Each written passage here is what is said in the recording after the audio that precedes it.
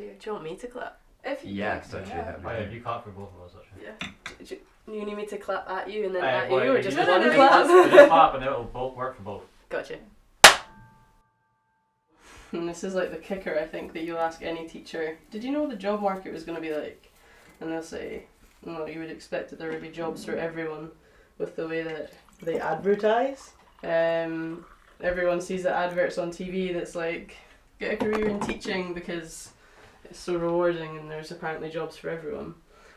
But not really the case. It's more that you'll have, some of my friends worked in industry and like quite high up in industry, but then because teaching affords you summer holidays, Easter holidays, more like regular with their kids, they left their secure jobs in industry for what they thought was going to be a secure teaching career, and now they've kind of been left doing temporary roles or supply roles where they're not even teaching the subject that they're like excelling in, that they're like an expert in, because there's just actually not the stability of it, I suppose.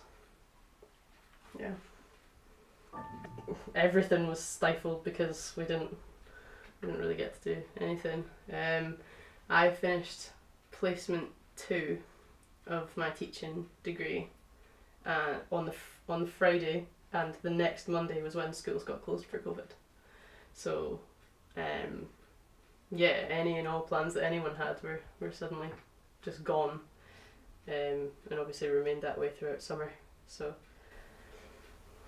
yeah. After I graduated from my undergraduate degree, I was a bit at a loss for what to do. I'd applied to a physiotherapy programme because my undergraduate degree was in anatomy, so biological background, there were lots of options. Quite liked the sound of physiotherapy, but wasn't able to get onto the course, it was so competitive. So for work, I had a friend that worked for Domino's. She was able to get me a job basically as a delivery driver. So that was felt like a fall from grace in a way. Had just graduated from uni, first class degree, and then was working to deliver pizzas, and I was a bit like at a loss. Didn't feel so great, but it was income and it was something to do. Hated it 80% of the time and had a good laugh 20% of the time. It wasn't too difficult to actually get supply work, but obviously that wasn't biology teaching, which I'd trained for. It was covering other staff absences, and spent a lot of time in like business management. I don't know anything about business management, but then you're just sort of like looking after the kids in front of you, trying to make them do work, trying to inspire them when you don't know anything about the subject that they're actually doing. So it was tough, but again, it was income. I was lucky enough that the school I was working in to do supply, they had a teacher that was moving on, which meant that there was going to be a gap in their science department for a biology teacher. And just being lucky enough to have emailed that school, gained supply work, then met the department and really got on with them, applied for the job, got through to interview, and then managed to secure the job.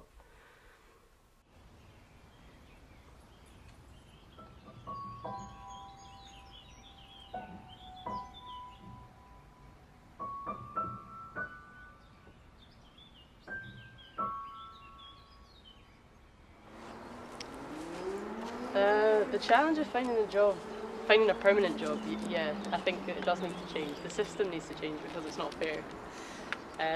So I don't know, I would love to change the system, but I can't do that.